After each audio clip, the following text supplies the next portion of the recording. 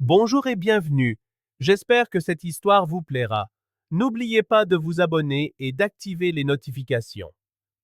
Sean n'aurait jamais imaginé que sa vie puisse s'effondrer un lundi matin comme les autres. Il était assis dans son bureau, sa tasse de café refroidissant à côté du clavier, les yeux fixés sur les photographies éparpillées sur la table.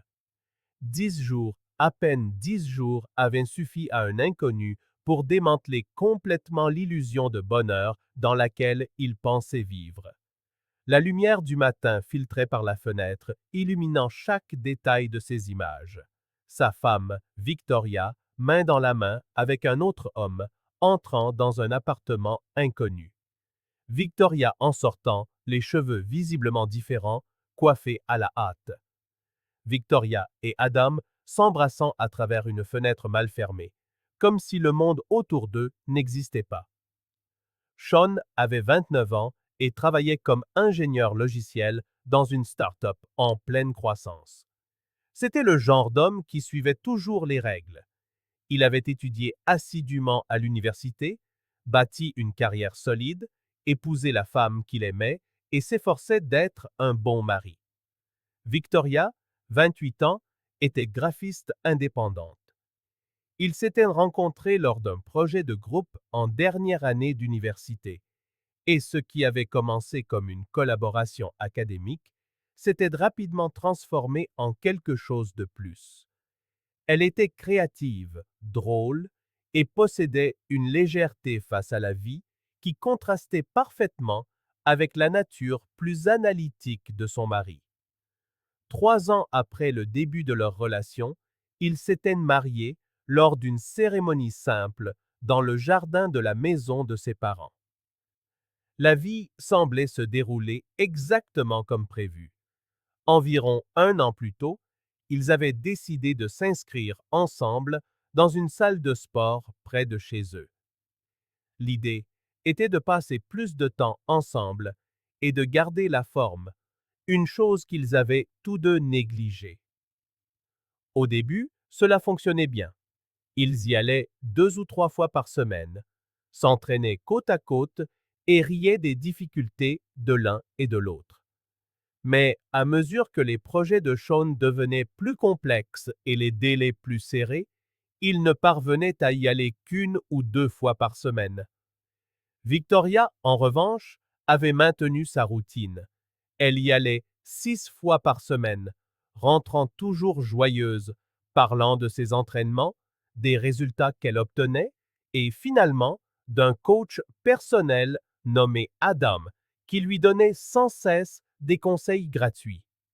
Adam. Ce nom commença à apparaître de plus en plus souvent dans les conversations de Victoria. Sean l'avait aperçu quelquefois à la salle. Il avait 25 ans, un corps sculpté et portait toujours des vêtements moulants qui montraient clairement à quel point il était impressionné par lui-même. Mais ce n'était pas seulement son apparence physique qui le distinguait. Adam dégageait une arrogance qui agaçait presque tous les hommes qui s'entraînaient là-bas. Il exagérait ses exploits, mentait effrontément en prétendant avoir coaché des athlètes professionnels, traitait les autres clients avec dédain et flirtait ouvertement avec plusieurs femmes, ignorant complètement les alliances ou les engagements existants. Sean ne l'avait jamais apprécié, mais il n'aurait jamais imaginé devoir s'en inquiéter. Victoria était sa femme. Ils étaient mariés. La confiance régnait. Du moins, c'est ce qu'il avait cru. Tout a basculé un jeudi ordinaire. Sean était à la salle de sport, terminant une série de développés couchés, quand un homme nommé Marcus l'a approché. Marcus avait la trentaine, était calme, marié, et s'entraînait à peu près aux mêmes heures que Sean. Il semblait mal à l'aise, jetant des regards autour de lui pour s'assurer que personne d'autre n'écoutait. Sean mec, je déteste vraiment te dire ça, mais je pense que tu dois savoir. Il marqua une pause, comme s'il pesait soigneusement ses mots. J'ai vu ta femme partir d'ici avec Adam plusieurs fois. Ils partent ensemble, en riant, bien trop proches. Je ne sais pas ce qui se passe, mais si c'était ma femme, je voudrais être au courant. Garde l'œil ouvert, mon ami. Sean sentit quelque chose se serrer dans sa poitrine, mais il força un sourire et remercia Marcus. Il essaya de rationaliser. Peut-être n'étaient-ils que des partenaires d'entraînement. Peut-être que Marcus avait mal interprété la situation. Peut-être que ce n'était que de la paranoïa. Mais ce soir-là, à la maison, pendant que Victoria était sous la douche après être rentrée de la salle, il commença à passer en revue mentalement les derniers mois. De petits détails qu'il avait jusqu'alors ignorés prenaient soudain un sens troublant. Victoria rentrait toujours de bonne humeur après le sport, mais semblait distante en même temps. Elle se douchait trop vite, presque à la hâte. Elle avait perdu tout intérêt pour l'intimité, prétextant toujours la fatigue ou les courbatures. Son téléphone, qu'elle laissait autrefois traîner n'importe où, était maintenant toujours avec elle, toujours écran retourné. Le lendemain, Sean décida d'agir. Il appela le bureau en prétextant un rendez-vous chez le médecin pour partir plus tôt. Au lieu de cela, il se rendit à la salle de sport et se gara de l'autre côté de la rue, à un endroit offrant une vue dégagée sur l'entrée principale. Il attendit. Environ 2 heures plus tard, il vit la voiture de Victoria se garer à sa place habituelle. Puis, il continua d'attendre. 45 minutes de plus s'écoulèrent et enfin, il la vit sortir par la porte latérale de la salle avec Adam. Ils parlaient à voix basse et Victoria riait de quelque chose qu'il venait de dire. Ils montèrent dans leurs voitures respectives et partirent. Sean les suivit, gardant une distance suffisante pour ne pas être remarqué. Ils s'arrêtèrent devant un immeuble résidentiel à seulement 3 kilomètres de là. Victoria se gara juste derrière la voiture d'Adam, sortit et se dirigea vers l'entrée du bâtiment avec lui. Ils étaient trop proches, trop à l'aise. Puis ils entrèrent ensemble. Sean resta assis dans sa voiture, les mains tremblantes sur le volant. Il aurait pu monter, frapper à la porte, les confronter tous les deux, mais quelque chose l'en empêcha. Peut-être le choc, ou peut-être le besoin d'être absolument certain avant de faire exploser sa vie. Il attendit. 50 minutes plus tard, Victoria sortit seule.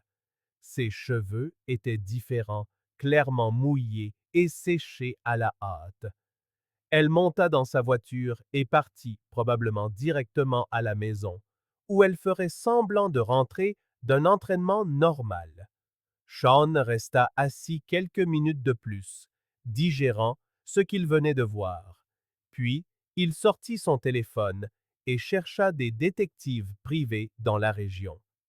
Il lui fallait des preuves irréfutables. Le jour même, Sean engagea un détective nommé Richard, un ancien policier reconverti dans le privé. Richard était professionnel et direct, promettant des résultats sous 2 semaines. Je surveillerai ses déplacements les jours où vous n'allez pas à la salle, expliqua-t-il.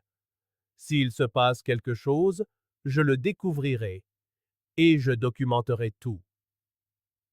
Sean versa la compte, fournit toutes les informations nécessaires, la plaque d'immatriculation de Victoria, l'adresse de la salle, son emploi du temps habituel, puis il attendit. Ce furent les 10 jours les plus longs de sa vie. Il rentrait chez lui chaque soir, dînait avec Victoria, prétendant que tout allait bien. Elle ne remarqua rien, ou si elle le fit, elle ne le montra pas. Elle continuait d'aller à la salle 6 fois par semaine, revenant toujours avec ce sourire qui, aux yeux de Sean, semblait désormais faux. Quand Richard appela enfin pour dire que le rapport était prêt, Sean organisa une rencontre dans un café loin de chez lui. Le détective arriva avec un dossier marron sous le bras. Je suis désolé, Sean, fut tout ce qu'il dit avant d'ouvrir le dossier et d'étaler les photographies sur la table. Il y en avait des dizaines. Des photos de Victoria et Adam quittant la salle de sport ensemble à des jours différents. Des photos d'eux deux entrant dans l'immeuble résidentiel, se tenant toujours la main ou se tenant extrêmement proches. Des photos de Victoria partant seule, les cheveux clairement coiffés à la hâte, les vêtements légèrement en désordre. Et puis, les pires, une série prise à travers une fenêtre d'appartement qui n'avait pas été complètement fermée. Victoria et Adam s'embrassant dans le salon, les deux s'enlaçant dans la cuisine. Des images qui ne laissaient aucune place au doute ou à d'autres interprétations. Richard expliqua. Pendant les 10 jours où je l'ai surveillé, cela s'est produit chaque mardi, jeudi et vendredi. Elle quitte la salle environ 40 minutes avant l'heure qu'elle vous indique probablement, le retrouve. Ils vont à son appartement, y restent environ 1 heure. Puis elle rentre directement à la maison. Sean écouta en silence, chaque mot le blessant un peu plus. Il paya le reste de la somme convenue, remercia Richard pour son travail et rentra chez lui avec le dossier. Victoria n'était pas encore rentrée. Elle était à la salle de sport, bien sûr, probablement en train de faire exactement ce que les photos montraient. Sean s'assit à la table de la cuisine, sortit les photographies du dossier et les disposa devant lui. Il n'y avait ni larmes, ni désespoir, juste une clarté froide, une décision déjà prise. C'était fini. Il ne restait plus qu'à savoir comment et quand. Il attendit. À 18h30, il entendit la clé tourner dans la serrure. Victoria entra, laissa tomber son sac de sport sur le canapé et sourit. Salut, mon amour. Quelle journée. L'entraînement était dur aujourd'hui, mais ça en vaut vraiment la peine. Elle se dirigea vers la cuisine, continuant de parler d'exercices et de séries, jusqu'à ce qu'elle remarque Sean assis là, immobile, la fixant. « Tout va bien ?» demanda-t-elle. Puis son regard tomba sur la table, sur les photographies. Son sourire s'effaça instantanément. Son visage passa par toute une gamme d'expressions en quelques secondes. La confusion, la reconnaissance, la panique, la peur. Sean, je peux tout expliquer, commença-t-elle, mais il leva une main pour l'interrompre. Non, tu ne peux pas, et même si tu le pouvais, je ne voudrais pas l'entendre. Sa voix était étrangement calme, presque détachée, comme s'il parlait à une étrangère. Je sais ce que tu as fait. Je sais avec qui tu l'as fait. Je sais exactement combien de fois c'est arrivé juste au cours des 2 dernières semaines et je peux imaginer que ça dure depuis bien plus longtemps. Victoria tenta de s'approcher, mais il recula. Sean, s'il te plaît, laisse-moi t'expliquer. J'ai fait une erreur, je le sais, mais on peut en parler. Il laissa échapper un rire amer. Parler? Victoria, tu n'as pas fait une erreur. Une erreur, c'est oublier d'acheter du lait. C'est arriver en retard. Ce que tu as fait, c'est me trahir, à plusieurs reprises, en toute connaissance de cause, pendant des mois. Tu m'as regardé dans les yeux chaque jour, en prétendant que tout allait bien, et tu es parti retrouver cet abruti arrogant que j'ai toujours détesté, et tu savais que je le détestais. C'est peut-être même pour ça que tu l'as fait. Victoria se mit à pleurer, mais ses larmes n'eurent pas l'effet escompté. Sean avait déjà tout assimilé. Il avait déjà dépassé la colère initiale, la douleur, l'humiliation. Maintenant, il était juste fatigué. J'ai déjà parlé à un avocat. Les papiers du divorce seront déposés demain. Tu as jusqu'à la fin de la semaine pour faire tes valises et quitter ma maison. Elle tenta d'argumenter, invoquant le fait que Sean était toujours occupé, qu'elle se sentait seule, qu'Adam était le seul à l'écouter. Mais chaque mot ne faisait que confirmer ce qu'il savait déjà. Elle tentait de rejeter la faute sur lui. Tu me reproches ça? Demanda-t-il, incrédule. Je travaillais, je construisais une vie pour nous. Et toi, tu t'envoyais en l'air avec un coach sportif dans son appartement pendant que je croyais être marié à quelqu'un qui m'aimait. Le silence qui suivit fut dévastateur. Victoria n'avait plus rien à dire. Elle savait qu'elle avait perdu. Elle prit quelques affaires ce soir-là et alla s'installer chez une amie. Dans les jours qui suivirent, Sean agit avec une efficacité redoutable. Il consulta des avocats, organisa les documents et prépara tout pour le divorce. Mais il lui restait une chose à faire. Il avait des copies des photos du détective et il décida que le propriétaire de la salle de sport méritait de savoir quel genre d'employé il avait engagé. Après tout, Adam ne trahissait pas seulement la confiance professionnelle en s'engageant avec une cliente, il utilisait son lieu de travail pour mener une liaison extra-conjugale. Sean envoya un email détaillé à la direction de la salle, joignant les preuves photographiques. La réponse arriva en moins de 24 heures. Le propriétaire, un homme d'affaires soucieux de la réputation de son établissement, était choqué et furieux.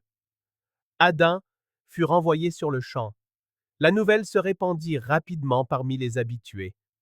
Cet endroit, où tout le monde se connaissait au moins de vue, devint un champ de mines fait de regards et de chuchotements. Victoria tenta de retourner à la salle une fois, quelques jours plus tard, mais l'atmosphère était insoutenable. Les gens savaient. Il la dévisageait, il la jugeait, elle n'y retourna jamais. Sean cessa également d'y aller, non par honte, mais parce qu'il ne voulait tout simplement plus être dans un lieu si lié à cette douleur. Le divorce fut rapide. Sean avait toutes les preuves de l'infidélité et Victoria n'avait pas grand-chose à contester. Les biens furent partagés conformément à la loi, mais la balance morale penchait clairement d'un côté. Sean garda la maison et la plupart de leurs économies. Au fil de la procédure, il commença à entendre des choses par des connaissances communes. Apparemment, Adam avait disparu de la vie de Victoria presque immédiatement après avoir été licencié. Il n'avait jamais eu d'intention sérieuse. Pour lui, Victoria n'était qu'une conquête de plus, une distraction passagère. Quand l'affaire est devenue publique et problématique, il a simplement bloqué ses contacts et est passé à autre chose, probablement déjà à la poursuite de sa prochaine victime. Victoria était anéantie. Elle avait détruit son mariage pour une illusion, pour quelqu'un qui ne s'était jamais vraiment soucié d'elle. Sean, de son côté, prit une décision qui surprit tout le monde. Il accepta une offre d'emploi d'une entreprise à Seattle qui était sur la table depuis des mois. Auparavant, il l'avait refusée car il ne voulait pas quitter la vie qu'il avait construite. Mais maintenant, cette vie n'existait plus. Rien ne le retenait. Il vendit la maison, remboursa les dettes, organisa le déménagement et partit. C'était libérateur. Seattle était une ville complètement différente, pleine de possibilités, où personne ne le connaissait et personne ne connaissait son histoire. Il loua un appartement avec vue sur le Puget Sound, commença son nouveau travail et, pour la première fois depuis des années, sentit qu'il pouvait respirer. Les premiers mois furent une période d'ajustement. Il y eut des nuits où la solitude pesait lourd, des moments où la colère revenait sans crier gare. Mais avec le temps, Sean réalisa qu'il se redécouvrait. Il se remit au sport, mais cette fois, il choisit de courir en plein air sur les sentiers de Seattle, une chose qu'il avait toujours voulu essayer mais n'avait jamais fait. Il rencontra de nouvelles personnes grâce à son travail, se fit des amis qui n'avaient aucun lien avec son passé. Et lentement, la blessure commença à cicatriser. Elle ne disparut pas complètement, les trahisons le font rarement, mais elle perdit son emprise sur lui. Il apprit que la confiance brisée ne revient pas, mais que la dignité retrouvée vaut plus que toute relation bâtie sur des mensonges. Environ 6 mois après son déménagement, Sean était dans un café près de son travail quand son téléphone vibra. C'était un message de Victoria. Il n'avait pas bloqué ses contacts, il n'avait simplement jamais répondu depuis qu'elle avait quitté la maison. Le message disait: « Sean, je sais que tu ne me pardonneras probablement jamais, et je le comprends, mais je devais te dire que je suis tellement désolé. J'ai tout gâché. J'ai perdu la meilleure chose que j'ai jamais eue. Je voulais juste que tu saches que je le regrette chaque jour. J'espère que tu vas bien. » Sean lut le message 2 fois. Il ne ressentit pas de colère, il ne ressentit pas de pitié. Il ne ressentit rien d'autre qu'une tristesse silencieuse pour ce qui aurait pu être, mais ne fut jamais. Il ne répondit pas. Il verrouilla simplement son téléphone, le remit dans sa poche et retourna à son café. Répondre lui aurait offert une conclusion qu'elle ne méritait pas. Cela aurait rouvert une porte qu'il avait mis tant d'efforts à fermer. Plusieurs autres mois passèrent. Sean fréquentait maintenant quelqu'un, une architecte nommée Claire, qu'il avait rencontrée lors d'un événement professionnel. Ce n'était pas encore sérieux, mais c'était léger, honnête, sans jeu ni mensonge. Il n'était pas pressé. Il avait appris que la reconstruction prend du temps et qu'il était normal d'aller lentement. Un soir, alors qu'il se promenait avec Claire au Pike Place Market, il vit une notification sur Instagram. C'était une publication d'une connaissance commune de son ancienne ville.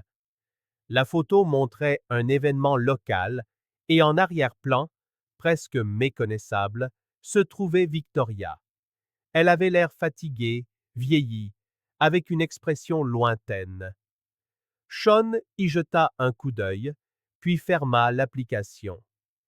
Il n'y avait aucune satisfaction, aucun sentiment de vengeance, juste la constatation tranquille que les choix ont des conséquences et qu'elle vivait les siennes pendant qu'il vivait les siennes. Ce soir-là, debout sur le balcon de son appartement, regardant les lumières de la ville se refléter sur l'eau, Sean réalisa quelque chose d'important. Il avait gagné. Non pas parce que Victoria était en difficulté ou qu'Adam avait été renvoyé. Il avait gagné parce qu'il avait choisi de ne pas laisser cette trahison le définir. Il aurait pu devenir amer. Il aurait pu porter cette blessure à vif pour toujours.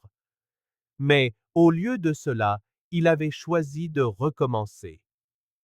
Il avait choisi de croire qu'il méritait mieux et il l'avait trouvé. Seattle n'était pas seulement une nouvelle ville, c'était un nouveau chapitre, un chapitre dont il était l'auteur, et non un personnage secondaire dans l'histoire de quelqu'un d'autre. Il prit une gorgée de son vin, sentit la brise fraîche de la nuit et sourit. Pour la première fois depuis longtemps, l'avenir semblait prometteur. Et Victoria? Elle n'était plus qu'une note de bas de page dans une histoire qui désormais lui appartenait entièrement. Merci d'avoir écouté cette histoire. Si elle vous a plu, n'oubliez pas de vous abonner à la chaîne et d'activer les notifications pour ne rien manquer. À bientôt.